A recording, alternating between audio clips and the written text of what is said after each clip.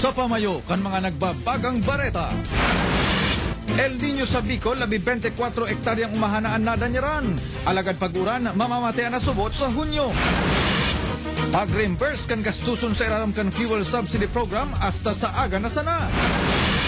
Lalaki nako ang nagpapataw-pataw sa Bicol River. Binadil na hepe kan magaraw PNP, dagos ng binawian nin buhay. DILG nagpahayag na sa pagribay kan mga nagadana ng ganang kandidato. Halo sa ABS-CBN News Center Naga. Ini ang TV Patrol Bicol. Marhay na hapon Bicolandia, kami ang mga patrol kan Pilipino. Nagbabareta si nagsisirbisendo sa Inman sa Kabikolan.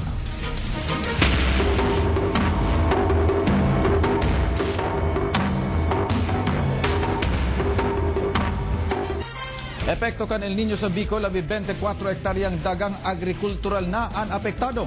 Nagpapatrol Jonathan Maestrado.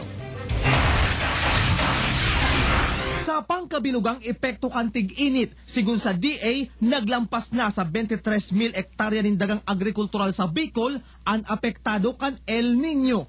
40% kaini ang deklarado kan ahensya na mayong tsansang makabawi pa sa distroso. Sa tulong probinsyang labing tinamaan kan El Nino, Camarines Sur ang may labing danyos, sa Paruyan asin maisan. Albayman ang may labing danyos sa high value crops arog kan mga gulay. Alagad kambyo kan DA, dikit ang kabawasan kaini sa pig target na ektarya ng daga kan ahensya na matatanuman ngunya na taon. Dahil katong namatayan ini pong El Nino, halos po majority po kang sa tuyang mga paroy, kung sa paroy man ini nakaaranin na. Laom kan DA sa ikaduwang simana kan Hunyo, mapuon na ang tig-uran asin padagos subuot ang pagtaunin danin seed subsidy sa matanom. Pwede naman subuot aprobet saran ang piling rice variety. Arog kan paroy na kayang mabuhay sa tubig baha, sa matinding init asin gamit ang tubig askad. Jonathan Maestrado, Patrol kan Pilipino. El Nino padagos na namamatean sa rehiyon, alagad baguran posibleng mamatean na sa masunod na bulan. Nagpapatrol Eric Baldo. Nauman pa sigun sa pag-asa ang mga mainit pang aldaw ngunya na bulanin Mayo. Sigun sa pag-asa day pa natatapos ang El Nino kung kaya mas mainit kumpara sa normal na temperatura ang namamatean sa ngunyan. Namatean man sa syudad ni Legazpi ang pinakamainit na temperatura ka nakaging Mayo 17, kung saan uminabot ini sa 34.0 degrees Celsius. Air temperatures is still expected to be warmer than normal. Alagad sigun sa pag-asa, posibleng magbalik na sa normal ang temperatura sa bulan nin Hunyo dahil ang subot ini sa paglaog ng paro sa bagat.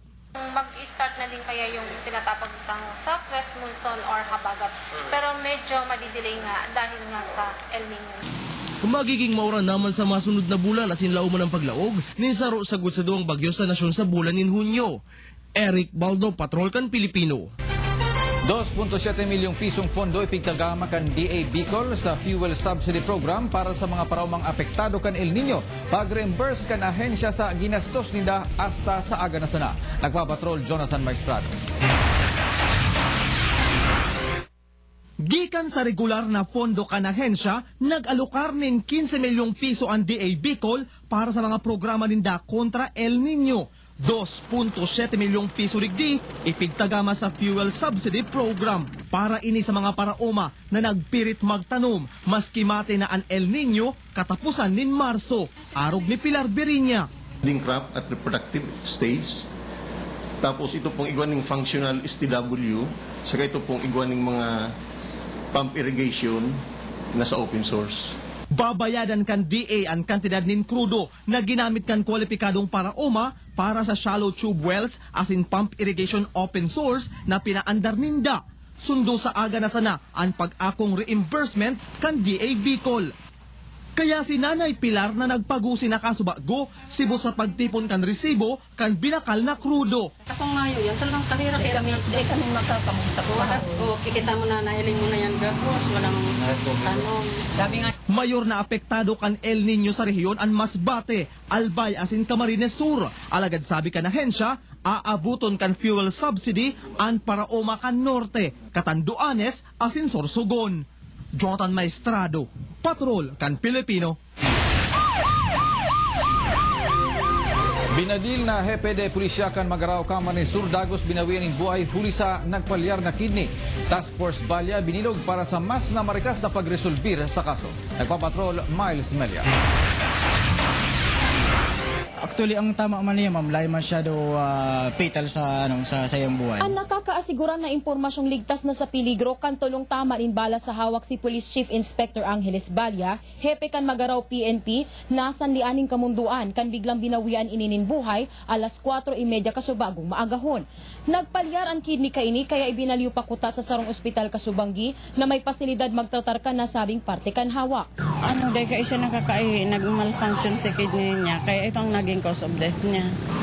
Pigi-establisir paman kan otoridad kung may koneksyon sa eleksyon ng pambabadil, kaya pati nakakalibre pang kagibo, dai pa masusog kan pulis. May possibility po sa election-related incident dahil nakakatapos pa sana po bagay itong election. Saro po yan sa muyang pinag-iiling. Nagbilog na ni Task Force Balya ang Naga City Police Office na matutok sa investigasyon kan kaso. Si SPO4 Inocencio Pila Jr., Deputy kan Magaraw PNP, iyo ang nag-asumir muna kan binaya ang pwesto ni Balya na 20 taon naman sa serbisyo. Matapos ang tulong aldaw na pagbilar ki Balya sa Naga, iuulian sa iyang bangkay sa Goa.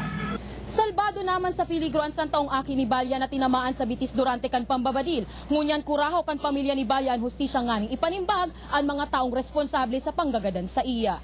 Miles Melia, Patrol kan Pilipino. Bagong ilihir na konsehal kan Manito Albay gadan sa aksidente sa motorsiklo. Nagpapatrol Jose Cardero. Sa streamer na sunaini maipapaabot kan 51 anyo sa si Bonifacio Benitez ang sa iyang pasasalamat sa mga nagsuporta sa iya kan uminaging eleksyon. An maugma kayang pagkarigos ninde sa beach na uli sa trahedya. Pauli na ini luna din motorsiklo banang alas 8 kan Martes kay iban aki asin mga makuapo kan maaksidente. Abot sabi kan mga tao, ay dismayado ngayon si Kagawad, grabe na yan dugo sa talinga. Tapos ining tulong aki, natakutan na sinda para sa Roriyaw. Nadara pa man sa ospital si Benitez, alagad mag-alas 4 nin hapon kan bawian ininin buhay. Salbado naman sa peligro ang mga aki, alagad kay Paul subot na i-CT scan si John Angel na natroma sa pangyayari. Huring termino na ni Benitez ngunyan bilang municipal councilor kan Manito. Nagikadua ini sa pwesto sa katatapos pa sa ng pirilian. Sa kuyang pasasalamat sa inda. Nadakulawan at tinawanin ng suporta sa agom ko. Maski nga ni dahil pa kami sa inda nakapasalamat. Pero may nakapaskil naman baga kami dyan na pasalamat. Di pa man legal na lakdang ang pamilya kontra sa nakabanggaan na bisikleta na pigmamaneo ni Sereno Nas Jr. kan Buena Vista, Legazpi. Jose Carretero, Patrol kan Pilipino. Partidaryo kan nagadana Municipal Councilor kan Manito Albay hagad na hali sa pamilya ang magsalida sa pwesto kay ni ang simbag kan DILG sa pagpapatrol ni Thea Omelan. Mahirap sa inyo. Baka lamang i-appoint ako kung gusto niya. Inian apilakan balo ni Municipal Councilor Bonifacio Benitez kan Manito Albay. Haloy naman kaya sinang nagserbis sa Manito kaya sa pagka-aksidente gadan kan sa iyang agom, hagad din dahali man sa pamilya ang may salida sa pwesto. Para sa DILG, posible ang kahagadan kan pamilya Benitez. Susog kaya sa Section 45 kan Local Government Code, kung daing partido o independyente ang nagadan na opisyal, nasa kamot kan alkalde asin kan miyembros kan sangguniang bayan ang desisyon kung si Isa yan i-endorso na kasalida. I-recommend yan. So, ang makonvene, taday political party, si Mayor, ma-recommend sa mga sanggunian. Kung may partido, endorsement hali sa chairman kan partido sa nasyonal na lebelan kaipuhan. Sa kaso ni Benitez, ang alkalde asin sanggunian bayan ang ma-endorso dahil lang ta-independyente ini. Aramuan ma-appoint yan si Governor kung independent. Kung nalalagasyon talagang independent. Kasi sa pagdalagaan, dahil maninibahan. Dugang pa kan DILG, maski sisay na lihitimong botante kan banwaan po pwedeng maisalida sa pwesto. Basta ipig-endorso ini kan sanggunian asin kan mayor. Ang gobernador ang maaprobar ka ini. Thea Omelan, Patrol kan Pilipino. Tensyon sa politika sa Pasakaw Kamar ni Surunginupa na